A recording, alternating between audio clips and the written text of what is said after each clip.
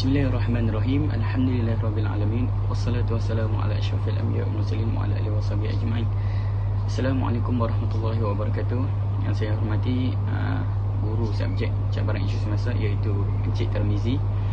Jadi kami diberi tugas untuk menyediakan video untuk membentangkan tentang, iaitu salah satu tajuk, iaitu kesan ekonomi terhadap pendapatan negara dan pembelanjaan pendidikan di Malaysia. Jadi saya berkumpulan dengan sahabat saya, iaitu Alif Najmi bin Abdul Manan.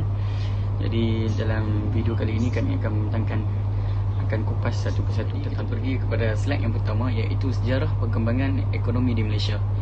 Menurut sumber laman web rasmi Unit Perancangan Ekonomi Jabatan Perdana Menteri, perkembangan ekonomi negara telah melewati beberapa fasa, iaitu fasa yang pertama, fasa kemerdekaan 1957 hingga 1970, fasa pertumbuhan tinggi dengan tempoh ekuiti, iaitu 1971 sehingga 1990, fasa penstrukturan semula 1984-1990, seterusnya fasa kemakmuran 1991 sehingga tahun 2000, dan yang terakhir fasa keutuhan dan negara berdaya saing, iaitu dari sekitar tahun 2000 sehingga kini.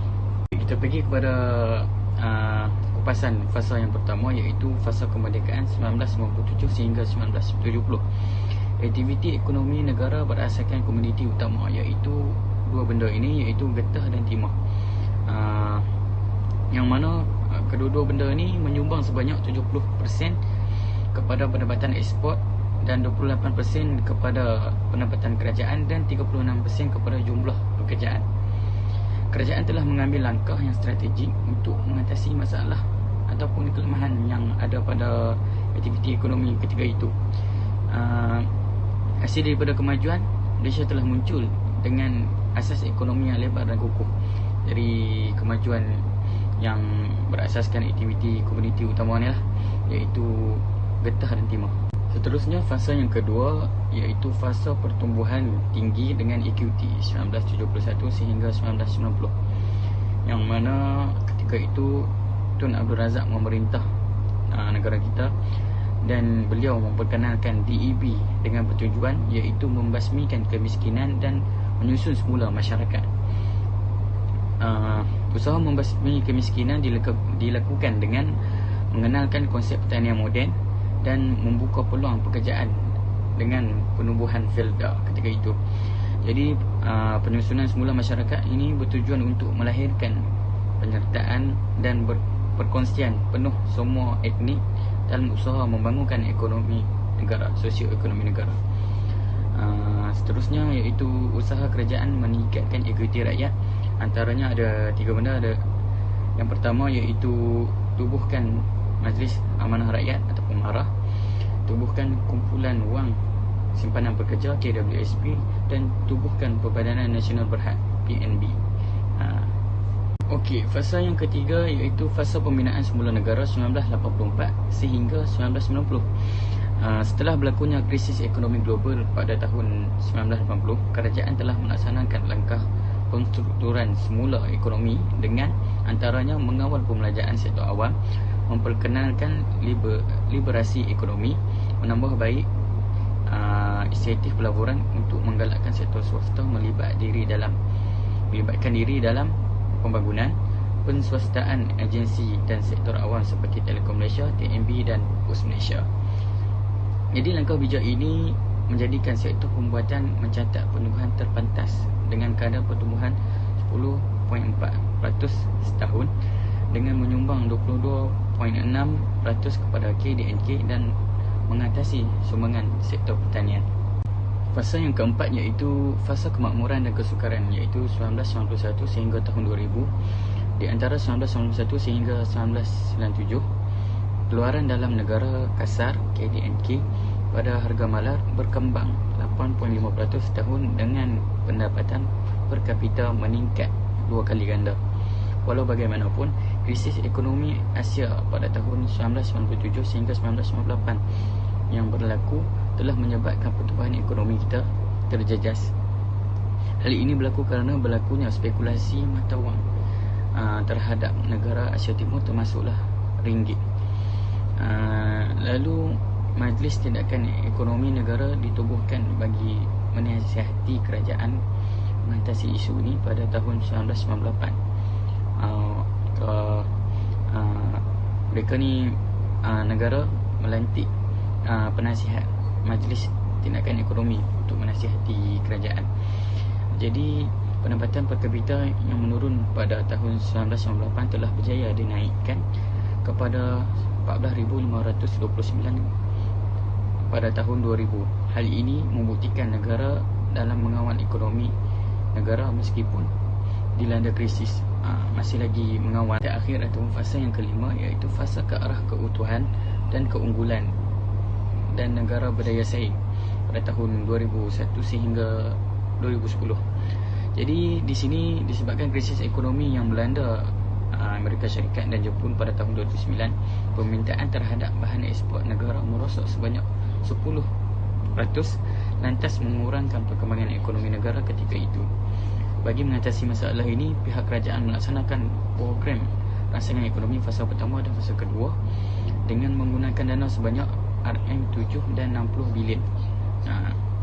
Perkembangan ekonomi negara kembali meningkat pada 2010 iaitu sebanyak 7.2%. Jadi namun pada tahun 2011 terdapat sedikit masalah ekonomi dunia yang muncul lagi akibat krisis hutang yang berlaku di Euro, terutamanya Portugal, Greece dan juga Spanyol. Masalah ini semakin parah apabila perkembangan ekonomi Amerika Syarikat selaku kuasa agregasi ekonomi dunia yang merosot kepada 1.6% berbanding tahun sebelumnya iaitu 2.4%. Jadi walau bagaimanapun, kesan ekonomi dunia telah juga menjejaskan pertumbuhan ekonomi negara, terutamanya pada tahun 2011 dengan mencatatkan pertumbuhan 5.2%. Jadi ini adalah merupakan kesan yang minimum, kesan yang sedikit daripada sektor luaran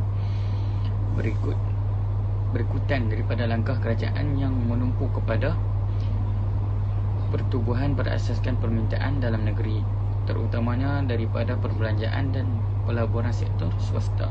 Pada tahun 2012, ekonomi berjaya mencatat pertumbuhan yang memberangsangkan dan lebih tinggi iaitu melebihi 5% berbanding dengan sasaran antara 4 ke 5%. Okey, slide yang seterusnya mari kita lihat antara sumber-sumber utama ekonomi negara. Yang pertama iaitu kelapa sawit, getah, petroleum dan juga percukaian. Jadi ini yang di Malaysia lah. Kalau di negara lain ada seperti besi, emas dan lain-lain juga. Okay, yang berikutnya berkenaan tentang ringkasan intipati kandungan yang saya ambil daripada bajet 2020 tentang belanjawan Malaysia. Jadi ini ringkasan tema dan peruntukan bajet 2020. Jadi saya buat kotak untuk membuat perbandingan.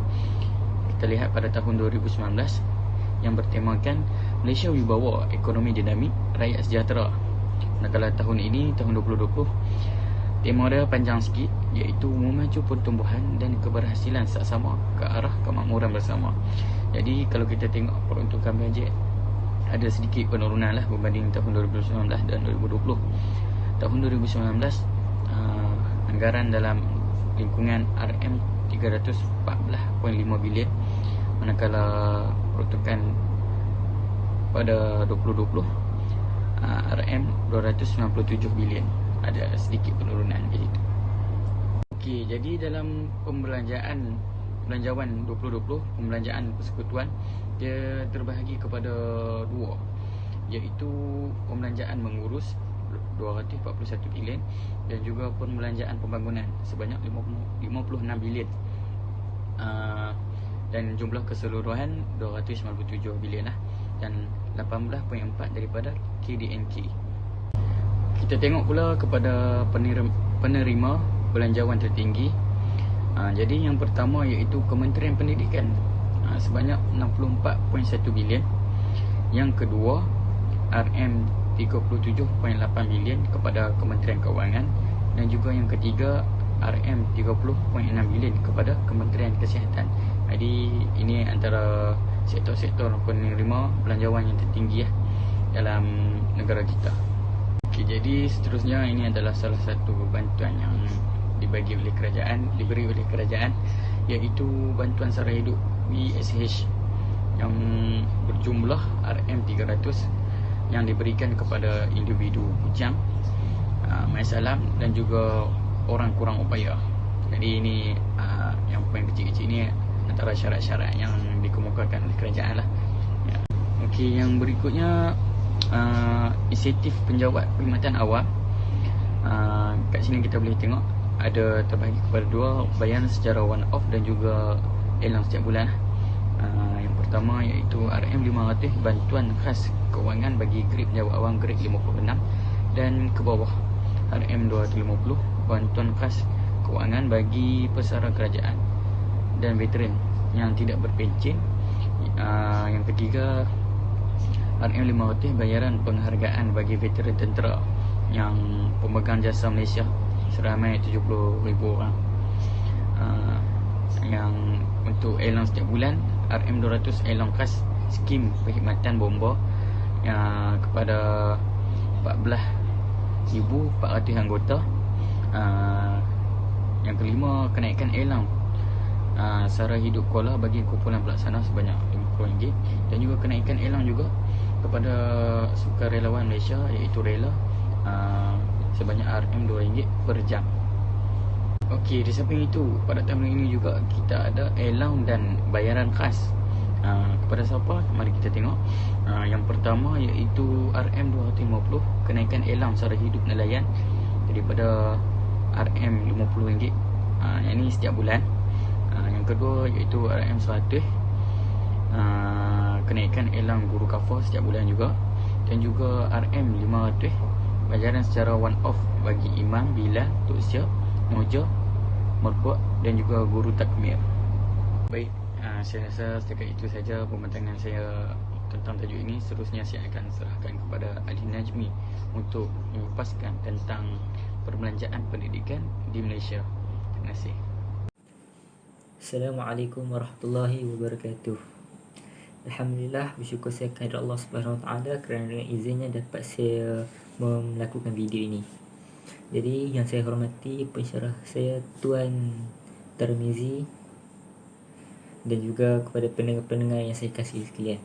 Jadi saya Muhammad Alif Najmi bin Abdul Manan daripada pasangan dan juga kumpulan daripada Muhammad Azim bin Anwar, yang mana kami akan membentangkan mengenai subjek GCI 1022 yang mana tajuknya adalah kesan ekonomi terhadap pendapatan negara dan juga kesannya terhadap perbelanjaan pendidikan di Malaysia.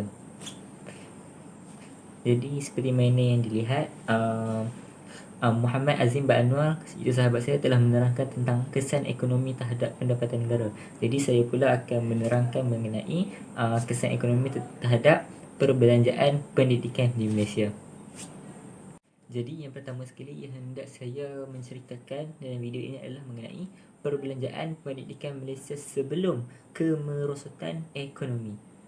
Baik, antara pembelanjaannya yang pertama adalah bantuan per kapita mata pelajaran. Maksudnya bantuan daripada kerajaan terhadap berkaitan dengan sekolah mata pelajaran yang mengenai mata pelajaran. Jadi yang pertama sekali adalah pembelian bahan rujukan atau alat elektronik yang bersesuaian untuk tujuan pembelajaran. Maksudnya bantuan yang diberikan itu adalah berdasarkan pengajaran dan pembelajaran berdasarkan daripada bahan rujukan ataupun alat elektronik. Supaya apa? Antaranya ialah untuk memudahkan pelajar-pelajar itu dalam menjalankan pengajaran mereka. Seterusnya adalah keceriaan berunsurkan pendidikan yang boleh memberikan pengukuhan kepada program pengajaran dan pembelajaran.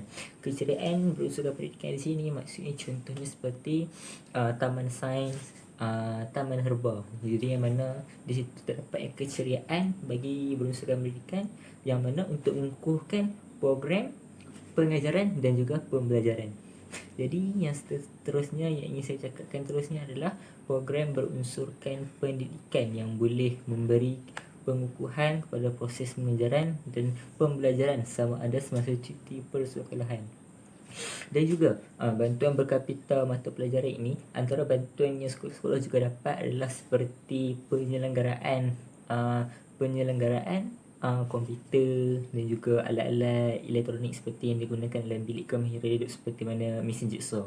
Itu juga adalah segala penyelenggaraan yang dilakukan itu adalah daripada bantuan berkapita itu.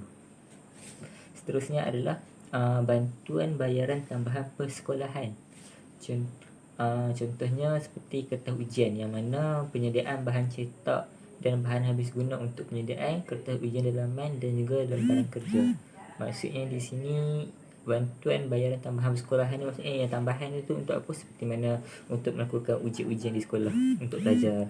Itu dia. Seterusnya pula adalah bantuan per kapita bukan mata pelajaran. Contohnya bantuan yang bukan berdasarkan mata pelajaran ni bagaimana? Bayaran bil utility seperti telefon, air elektrik, telegram, stem dan internet. Contohnya seperti mana? Apabila sekolah menggunakan air atau elektrik ataupun wifi dan sebagainya, semuanya itu adalah daripada bantuan-bantuan seperti kerajaan, yang mana bayaran itu akan dibantu oleh mereka bagi melancarkan kemudahan dalam pembelajaran sekolah itu. Seterusnya adalah pembelian bahan habis guna untuk kegunaan pejabat dan sekolah, dan juga perkhidmatan percetakan untuk pengusaha sekolah serta pengajaran dan pembelajaran. Contohnya seperti mana percetakan ni, seperti mana printer itu bila mana kita menggunakannya, sebenarnya itu adalah hak kerajaan, yang mana kita hanya meminjamkannya, ataupun kalau kita dapat sekalipun itu adalah daripada kerajaan bagi kepada pihak sekolah bagi kemudahan pengajaran dan juga pembelajaran. Dan yang lain-lain adalah komputer dibekalkan di sekolah dalam program latihan pengkomputeran. Contohnya seperti mana sekolah rendah dan sekolah menengah untuk program memahirkan mereka dengan menggunakan komputer dan juga teknologi. Maka setiap sekolah kerajaan juga akan dibekalkan dengan komputer-komputer bagi melancarkan pengajaran mereka. Dan komputer ini terutamanya bagi memahirkan mereka dalam penggunaan pengkomputeran dan juga teknologi. Seterusnya, Kementerian Pelajaran Malaysia iaitu KPM bangunkan infrastruktur dan pembangunan luar bandar dengan menyediakan makmal, komputer dan pusat akses projek Schoolnet. Baik, slide seterusnya adalah mengenai perbandingan peruntukan perbelanjaan pendidikan Malaysia di antara tahun 2019 dan tahun kini iaitu 2020, yang mana perbezaannya adalah meningkat. Pada tahun 2019, peruntukan bagi pembelanjaan pendidikan di Malaysia adalah 60.2 bilion, manakala pada tahun 2020 meningkat sebanyak 4 bilion iaitu 64.1 bilion pada tahun 2020. Jadi di sini huraiannya adalah mengenai perbelanjaan pendidikan pada tahun 2019 iaitu sebanyak 60.2 bilion, yang mana sebenarnya pada tahun 2019 dana bantuan pendidikan yang diberikan adalah sebanyak 2.9 bilion. Dan juga RM652 Malaysia juta. Maafkan saya, 652 juta ringgit Malaysia, iaitu menaik taraf dan selenggara semua sekolah, potongan cukai bagi menyumbang tabung selenggara sekolah kerajaan IPT awam, inisiatif bina sekolah daif termasuk dana 100 juta, 206 juta bagi program latihan di politeknik dan kolej komuniti, dana berbawah pendidikan teknikal dan latihan vocational TVET, RM20 juta bagi tingkatkan kompetensi belia melalui program bootcamp berkaitan TVET, dan juga RM400 juta ringgit iaitu untuk memperkasakan aktiviti penyelidikan di IPT. Dan gerakan padanan RM30 juta bagi program MyPair, RM38 bilion bagi beasiswa dan pinjaman pelajaran menerusi program agensi, 17.5 juta bagi Malaysia Professional Accountancy Centre lahiran 600 akauntan Bumi Putera bertauliah, 5 strategi bagi PTPTN kekal mampan, antaranya pelepasan cukai kepada semua syarikat, membantu selesaikan baki pinjam PTPTN pekerja, pelepasan cukai pendapatan individu bagi skim simpanan pendidikan nasional SSPN dinaikkan daripada RM6,000 kepada RM8,000, potongan pinjaman kepada pelajar keluarga B40 yang mendapat keputusan kelas pertama. Jadi perkara-perkara yang disebutkan tadi adalah jumlah daripada 60.2 bilion yang mana digunakan dan disumbangkan dan diberikan kepada antaranya sekolah-sekolah dan juga berkaitan pendidikan pada tahun 2019. Manakala kini tahun 2020 pembelajaran pendidikan di Malaysia adalah 64.1 bilion. Kerana apa? Dia meningkat kerana penyelenggaraan dan menaik taraf sekolah meningkat daripada 652 juta pada 2019, dia meningkat kepada 735 juta pada tahun 2020. 783 juta pula bagi membaik pulih sekolah daif terutamanya di Sabah dan Sarawak. RM23 juta diperuntukkan di sekolah kebangsaan untuk memastikan kemudahan mesra OKU disediakan secara lengkap. Jumlah bayaran utiliti tambahannya juga merangkumi pembentungan sebanyak 12 juta sekaligus memberi manfaat kepada 2,000 sekolah bantuan kerajaan. Lagi, kerajaan akan meningkatkan peruntukan daripada 5.7 bilion pada tahun 2019 kepada 5.9 bilion bagi program pendidikan teknikal dan latihan vocational TVET. Dan juga kerajaan akan memperuntukkan sejumlah RM1.3 bilion bagi institusi pendidikan di bawah MARAN dan sebanyak 2 bilion bagi membiayai pinjaman untuk 50,000 pelajar. Seterusnya, peruntukan RM50 juta melalui Perbadanan Tabung PTPK bagi membiayai kursus TVET yang dilaksanakan oleh Pusat Pembangunan Kemahiran Negeri SSDC. Dan juga sebanyak 190 juta juga diperuntukkan untuk program persediaan profesional di bawah Yayasan Pengeraju. Jadi ke-88 kotak yang saya sebutkan tadi adalah berkaitan dengan pendidikan, ekonomi yang digunakan untuk pendidikan. Jadi perbezaan dia adalah di antara 60.2 bilion dan juga 64.1 bilion yang mana peningkatannya amatlah berbeza daripada tahun 2019 hinggalah tahun 2020. Dan juga untuk maklumat tambahan, seperti mana kita tahu ekonomi pada tahun ini 2020 telah meningkat akibat daripada yang perkara yang saya sebutkan tadi. Dan juga ekonomi berdasarkan daripada saya jangkakan bahawa ekonomi daripada sudut pendidikan juga akan digunakan secara meningkat kerana penularan penyakit COVID-19 yang mana bukan sahaja ekonomi Malaysia ini akan jatuh mendadak kerana disebabkan oleh pendidikan, tapi oleh kerana penularan ini maka ekonomi Malaysia akan jatuh secara mendadak dengan lebih dahsyat lagi. Jadi itu sahaja daripada saya, Muhammad Alif Najmi bin Abdul Manan, dan video sebelum saya iaitu daripada Muhammad Azim bin Anwar. Jadi itu sahaja daripada kami mengenai video pembentangan GEC 1022 ini. Jadi diharapkan agar apa yang kami sampaikan itu faham kepada para pendengar, terutamanya pensyarah saya yang paling saya hormati iaitu Tuan Tarmizi. Jadi itu sahaja daripada kami. Sekian, terima kasih. Wabillahi taufiq. Assalamualaikum warahmatullahi wabarakatuh.